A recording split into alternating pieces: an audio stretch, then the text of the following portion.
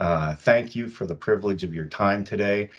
This will be our broker work group for um, March. And with that, today's agenda, as you can see, we've got a packed agenda. We've got some housekeeping and reminders that we'll touch on. We're going to be going over proposed retroactive termination policy, plan certification policy with some additional topics, and then, of course, questions and feedback. With that being said, Hannah, can we move on to the housekeeping portion? One important announcement that we have is starting on Friday, April 8th, 11 to noon, Pennie is going to create a community work group. And that community work group will replace the broker work group, our outreach and education work group, as well as the assister and broker lunch and learn sessions. The purpose of these meetings is going to cover hot topics, things related to policy, things related to developments here at Pennie, but we're also going to include technical tutorials and overviews of resources that we have here at Pennie. The meeting will consistently meet on the second Friday of every month, starting on April 8th. It'll be from 11 until noon. And keep your eyes open because we will be sending an MS Teams live meeting link via email, and they'll also be posted on the broker resource page. Next slide, please. Again, we are in our special enrollment period currently, outside of open enrollment. For those individuals with qualifying life events, of course, many of you know that Pennie will open a 60-day special enrollment period for them. Next slide, please. In helping brokers better navigate the special enrollment period, we've created a quick reference guide.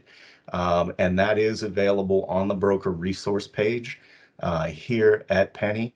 In addition, we did cover qualifying life events and the special enrollment period in our February lunch and learn. And we talked a little bit about QLE reporting with and without documentation, our new low-income SEP for those who are at or below 150% of the federal poverty line. It's automatically granted if you're currently enrolled. And again, we have that available on our broker YouTube channel. Now I'd like to turn things over to my colleague, Hannah Turner. And Hannah has a lot of exciting information to share with you today. Hannah? Great, thanks, Scott. Yeah, I just do want to make sure that brokers are aware that this quick reference guide has been updated for 2022, so it has some of those changes like the new low income SEP, as well as a bit more clarity about when you can shop before the event versus after the event, because there are a few SEPs that have some of those special rules. So do encourage you to use that updated reference guide. For most of today's session, though, we're going to be talking about policy and areas where we are going to be looking for feedback from you all, from the broker community. We're going to go through the policy proposals here, and at the end, we do have links to a feedback form, which is where we're asking you to submit your feedback on these proposals. The deck and the links will be available on the broker, our agency site, on the broker pages right after the meeting.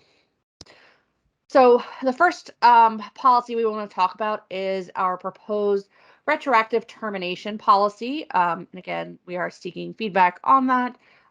So as you can see here, our proposal here is to allow retroactive terminations for customers who request when the request is received within up to 10 days after the requested coverage end date.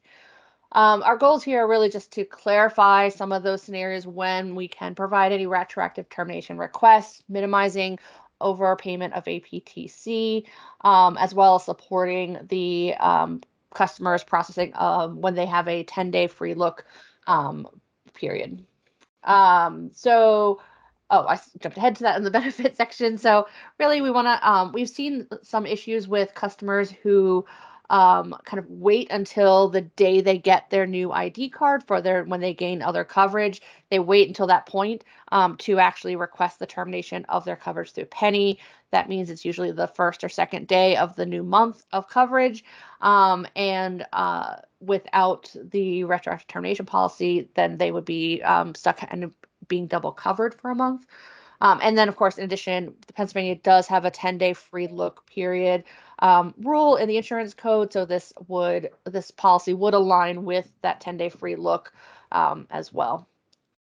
So the proposal is to allow retroactive termination requests when they come in up to 10 days after the requested coverage end date, and this would be applied prospectively. Sorry, the policy would be implemented going forward, not retroactively. So the rationale here is, of course, that we do have customers who think that they need to terminate their coverage only once they have that new coverage in hand or is in effect, and that creates that double coverage period that I was talking about for that month. And that could be because they're enrolling in Medicare. We've seen a lot with Medicare, but also with other like employer sponsor coverage, whenever they're gaining that other coverage. It of course would minimize the risk of providing overpayment of APTC, because if the customer would, that double coverage period, if they were getting APTC for that period, that would where they had access to other coverage, they would end up with a tax liability potentially on their tax return, depending upon the annualized version of their premium tax credit. So we definitely want to do what we can to help customers avoid any unnecessary tax liability there.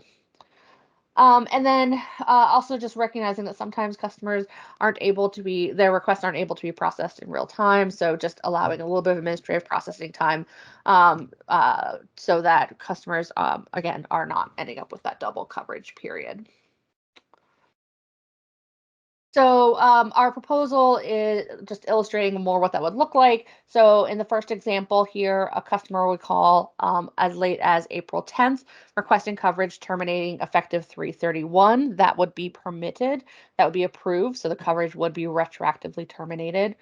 However, if the customer called the next day on April 11th, the coverage for that request to terminate their coverage back to 3/31, that would not be approved. The earliest coverage end date for that customer would be the prospective end of that month, so it would be April 30th. Okay. The retroactive terminations would again only apply for coverage that ends on the last day of the prior month. So for example, if someone requested to terminate coverage on April 10th back to April 5th, that's not approved. It would be able to retroactively terminate back to 3/31, or could prospectively terminate to 4/30. In general, the current policy is that coverage end dates are always the end of a calendar month. There are limited exceptions for mid-month start and end dates when it's birth, adoption, and death. But those are limited scenarios where you'd have a mid-month start or end date of coverage.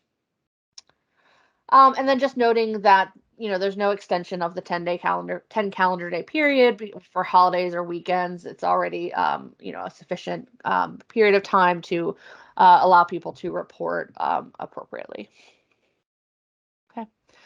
So pretty straightforward, I think, this retroactive termination policy. We do want to get feedback.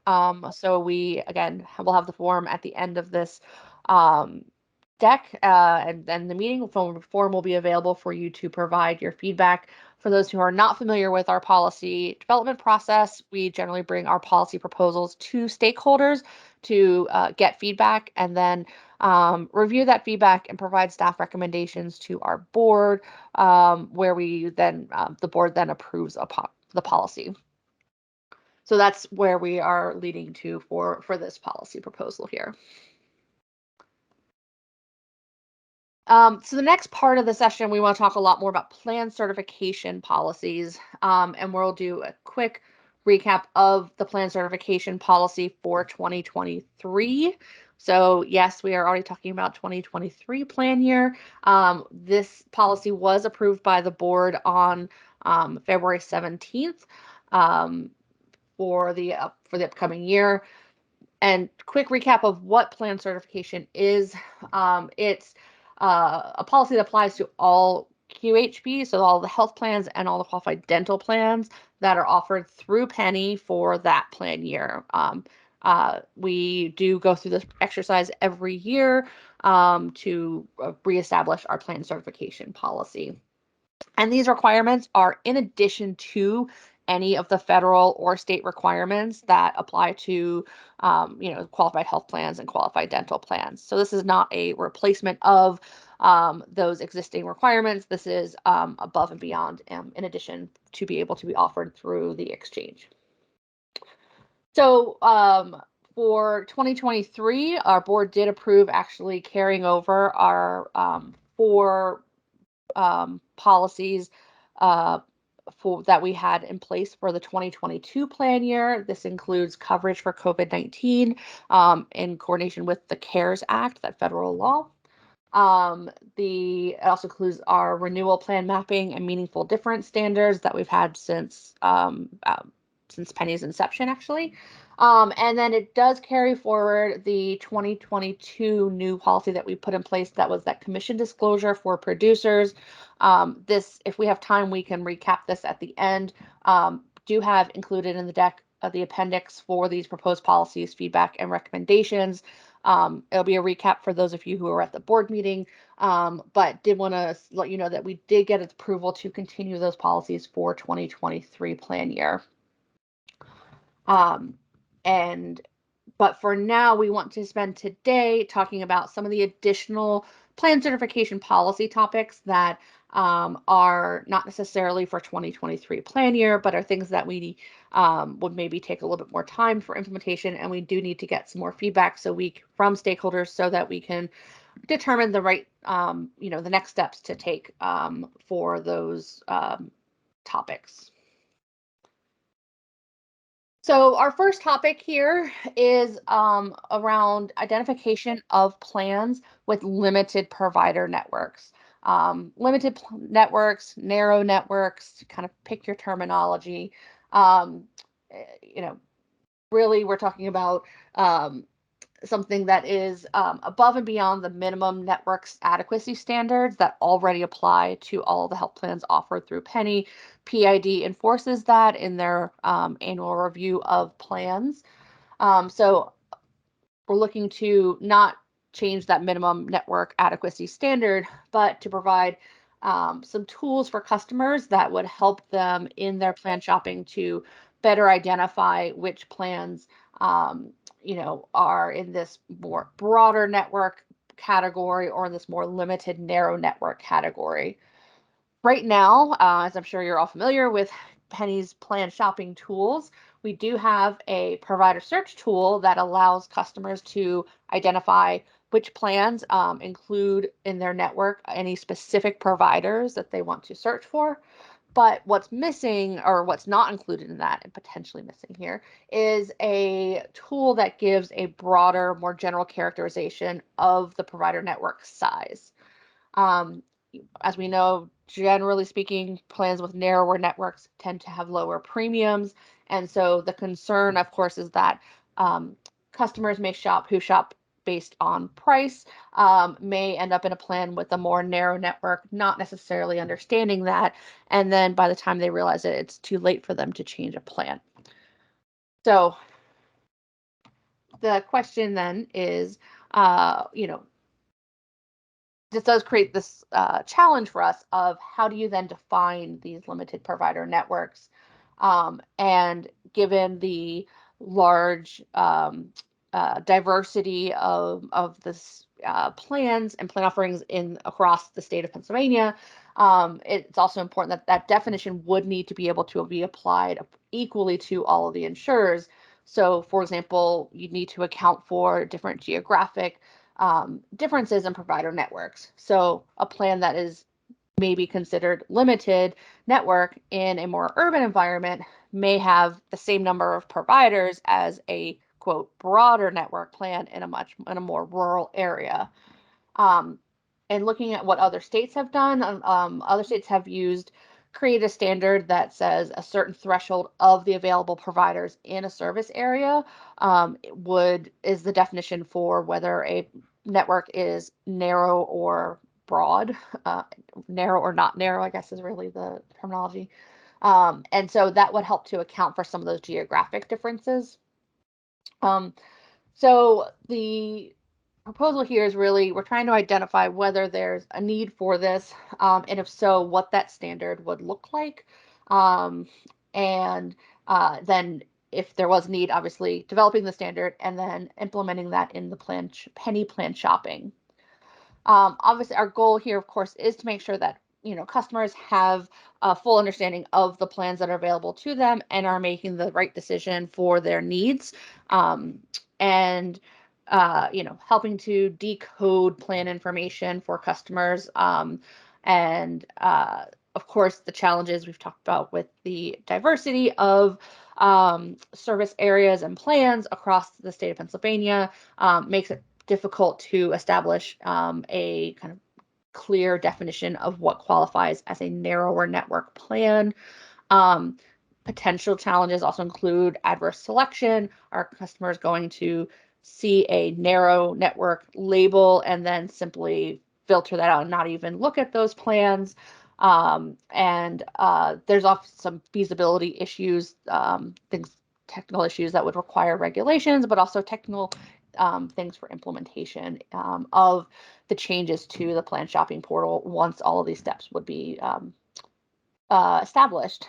So what we're looking for on feedback here is, do you think customers need this additional information of to help distinguish between plans based off of just the overall size of provider networks? What criteria do you think should be used in helping to define a limited provider network? And then do you think that if we were to implement these broader categorizations of narrower network plans, if that would then impact customers' use of the individual provider search? Do you think that that would become more or less used by customers if they have these broad categorizations available to them? Our next one here is standard plans. So standard plans are at where there's a very specific benefit design that the insurers will be required to offer through the exchange, and that would be in addition to their other plan offerings. The idea behind standard plans, of course, is that a customer can compare the exact same plan design between different insurers, and it further helps simplify the shopping experience. If we think about the purpose of the exchanges and a lot of the rules around exchanges, establishing metal levels to help customers be able to more appropriately compare apples to apples. This is another extension of that, but where you literally have the exact same plan designs. There's recent proposed federal regs, the 2023 NBPP, the National Notice of Benefit Payment Parameters, is proposing that in the FFM and the SBMFP states that they are going to implement standard plan design. The rules don't require a state-based exchange to offer standard plans. Some other state-based exchanges do. So it is optional to us, though it might require some regulations. Do want to call out that if we do want to pursue, if there's interest in pursuing standard plans in Pennsylvania, the process to develop them is not a quick process. It would be pretty much a minimum of a 2-year process, because in that first year you have to develop what that standard benefit design looks like, usually through stakeholder engagement. And then that second year is the insurers actually developing those plans and putting them through that plan filing process. And that plan filing process really does begin a full year in advance of the new plan year. So, taking that into account, it would be, if we were to start immediately, we'd be looking at 2024 as probably the earliest to implement a standard plan design, plan benefits. So really for feedback here, what we're looking for is, do you think that we should be pursuing implementation of standard benefit plans here in Pennsylvania? What do you think the advantages or disadvantages are of offering those? And then also, if we were to offer plan standard plans, should that be across all metal levels where there's a standard bronze plan, a standard silver plan, a standard gold plan, or just at a certain metal levels? So you could say for potentially you'd only have a standard silver plan and not have an equivalent in other metal levels. So we really look forward to hearing more from stakeholders on whether there's interest in going down the path of standard plans here. Moving on to our next item. So this is our third of the plan certification policy topics. So this would be the NCQA Health Equity Accreditation. Many of you are probably familiar with NCQA's as an organization. This is a program that they offer for health plans that creates a framework for them to measure and create goals towards addressing health equity. As you know, one of Pennie's goals, of course, is to help reduce or help address health equity in Pennsylvania. And so this is a tool that insurers can work through this program to work towards addressing health equity. It covers a variety of topics. It is a pretty extensive process to even get to that accreditation. It's typically at least a 12-month period of time for an organization to do that. So therefore, we'd really be looking at like a 2024 would be the earliest to likely implement a requirement for insurers to have that health equity accreditation. So the proposal currently would be to require insurers to have that accreditation for the 2024 plan certification. But recognizing that the time frame is pretty extensive to complete that accreditation, that the proposal is also that we would allow insurers to show proof of their progress towards accreditation for 2024 if they aren't able to have completed that accreditation at that time. So obviously it's an area we've been seeking feedback from insurers on, but I think it's something we want to make sure that all of our stakeholders are able to provide feedback on, any concerns regarding this requirement, additional challenges that we haven't necessarily thought of, whether they are from the insurer's accreditation process or some other perspective. We'd like to hear more from stakeholders on this proposed requirement for insurer accreditation. Okay. And then our last one here is a complicated topic, but it's we're going to talk about the effect of plan changes on APTC year over year. So for 2022, our statewide average plan premium increase was 0.2%. Now that's statewide. It does vary by county a bit, but we did see that the majority of counties, it was almost 70% of our counties, saw a decrease in their second lowest cost silver premiums. This from 2021 to 2022 plan year. And that was from either increased competition because there were new plan offerings that were just simply lower cost plan offerings. And in some counties, it was because there were new insurers offering plans in that county. So there was kind of both reasons applied. So the problem with you'd think, why is it a potential problem to have your premiums going down? Well, because the way the ACA is designed, the tax credit, the APTC, fluctuates based on the second lowest cost silver premium in order to ensure that individuals don't ever pay more than a fixed dollar a portion of their income. That's that net premium. So because their net premium doesn't change when the second lowest cost silver changes, APTC has to change. It has to go up to make sure that the customer is not paying more than that net premium, or it would go down because the second lowest cost silver premium goes down. And you'll see that in the chart at the bottom left here. All right, so if the second lowest cost silver premium was $500 and the customer's fixed their net premium based on their income should be $100, you have $400 of APTC. Their second lowest cost silver is $300.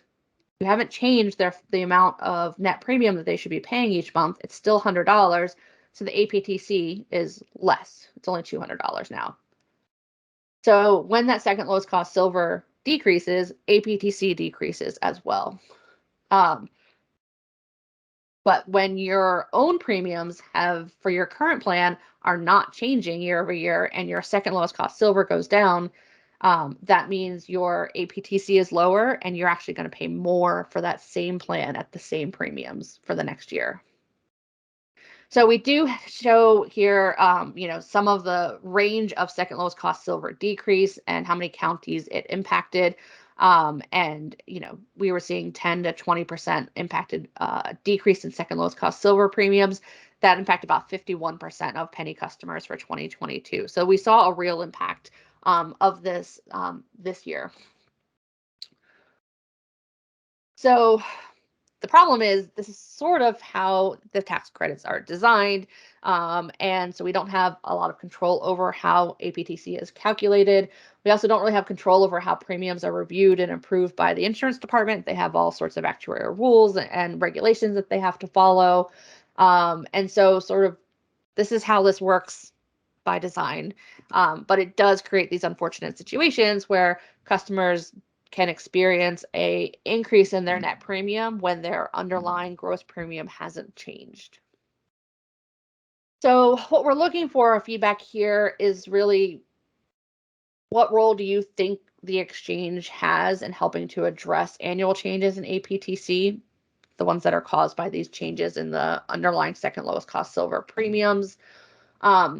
What, if any, specific policies do you think that the exchange should try to adopt to help address the customer impact? And I think one that I think you guys have a especially unique perspective on is our last question here.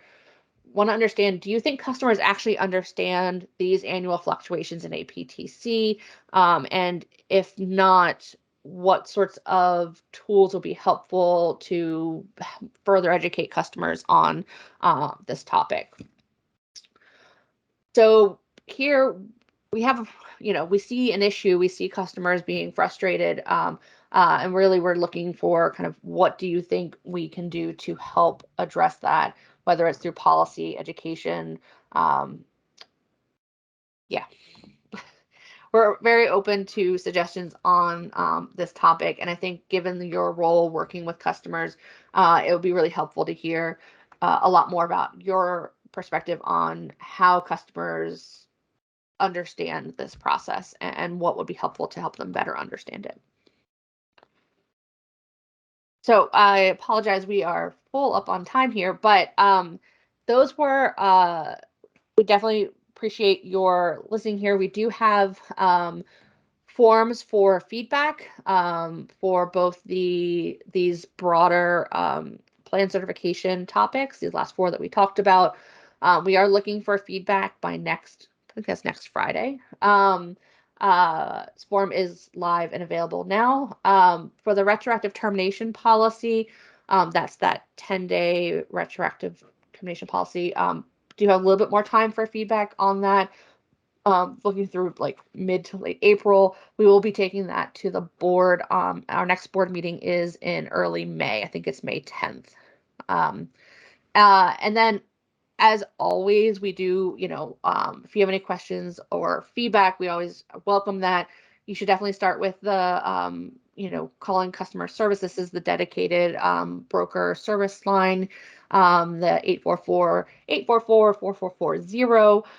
And really do recommend that. They are able to help with your customer issues, often while you're on the phone.